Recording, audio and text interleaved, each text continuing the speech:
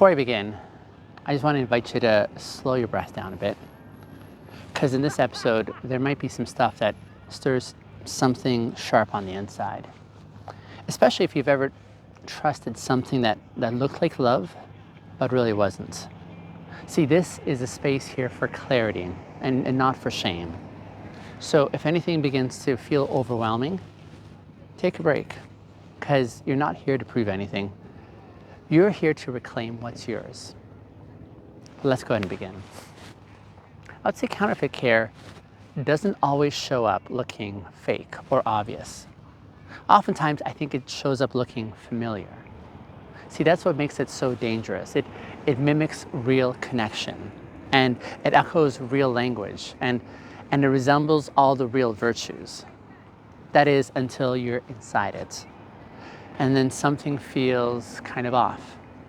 But by then, it's probably already gotten into your system.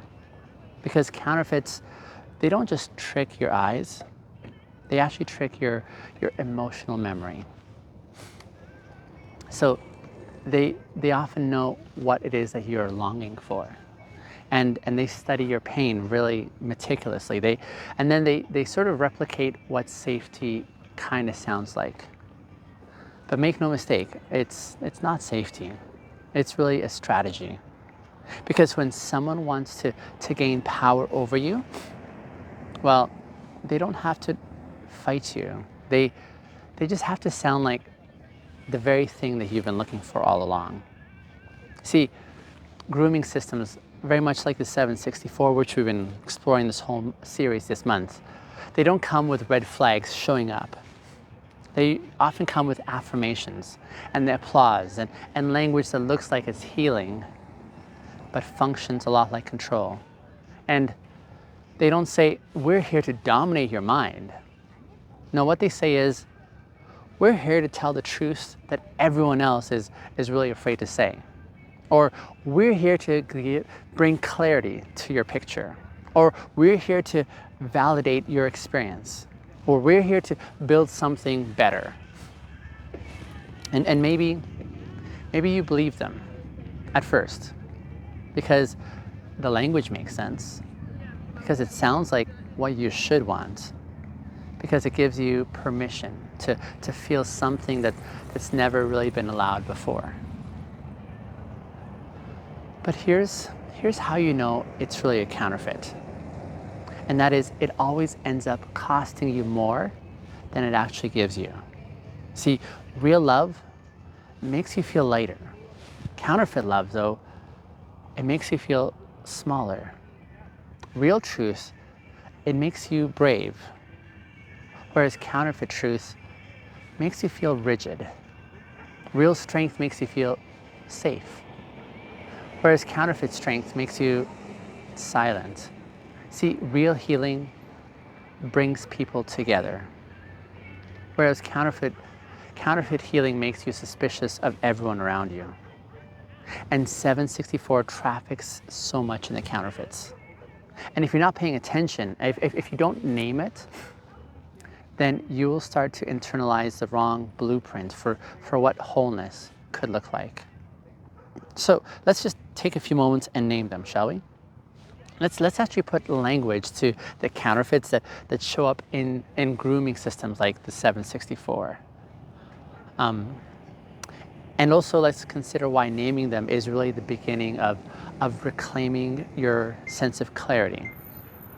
See, if counterfeit strength, like with counterfeit strength, it looks a lot like stoicism.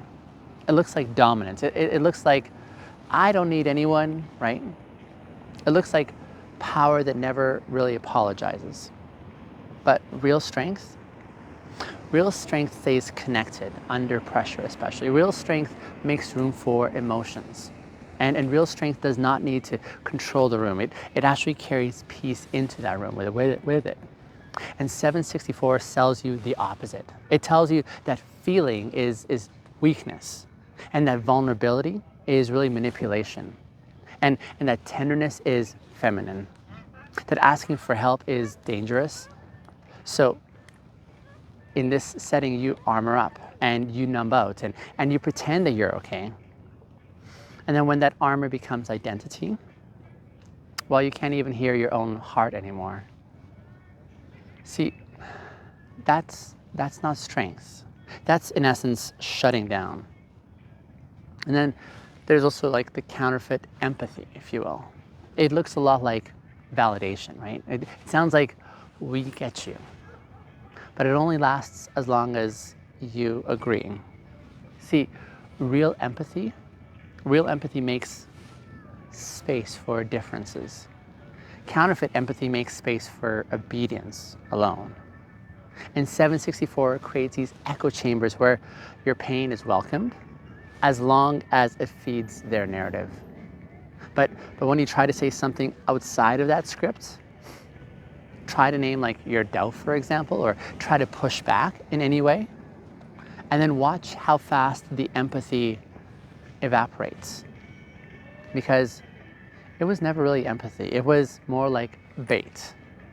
And once it no longer serves the system, then you're no longer welcome.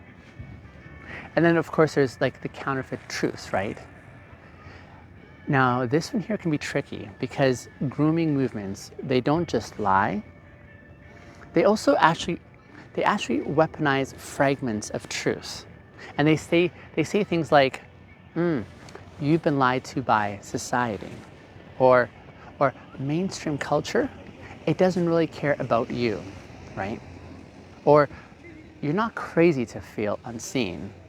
Or have you heard this one? You deserve better than the life you've been handed. I mean, all of that, it might be true for sure. But then they twist these fragments of truth. They use it to justify the bitterness. And then they use it to assign blame and to simplify these complex realities into this enemy/victim framework of sorts. And suddenly everything is black and white. Everyone is either fully right or fully wrong. You're either woke or you're asleep. You're either like with them or against them. See, that's not truth. That's indoctrination.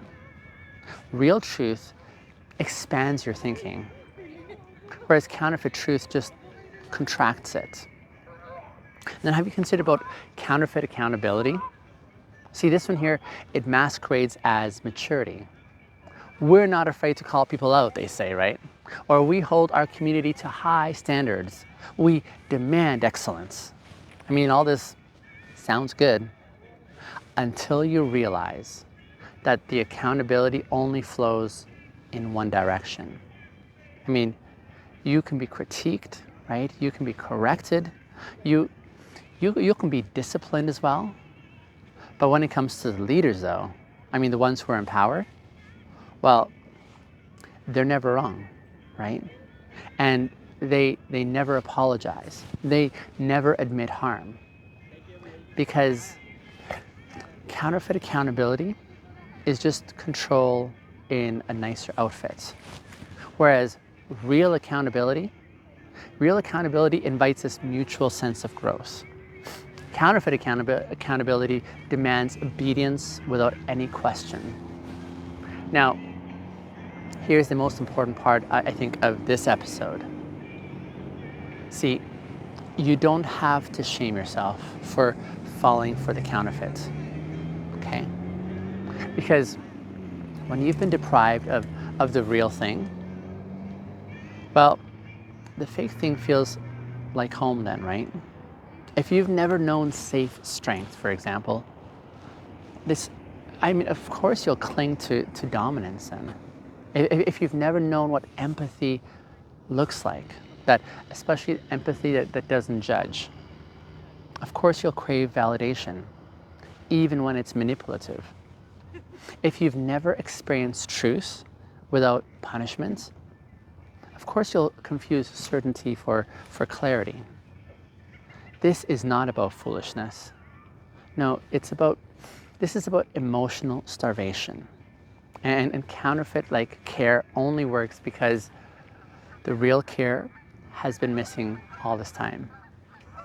So, if you've fallen for it, if you've participated within it, if you've passed it along, this is, in essence, your invitation to come back home.